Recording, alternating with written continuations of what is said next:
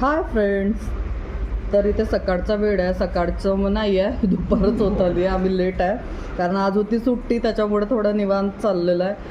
तर 10-10:30चा वेळ असेल. इथे आमचा नाश्ता चालू आहे, बघू शकता. आज बाहेरून आणलेला नाश्ता आहे, बरेच दिवस झाले होते खाल्लं होतं. मस्त जलेबी, ढोकळा, कचोरी असं सगळं आणलं आहे.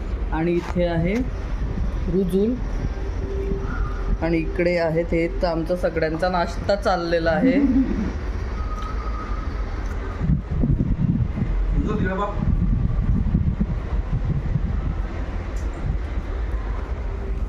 तर चला आम्ही आता मस्त नाश्ता करून घेतो.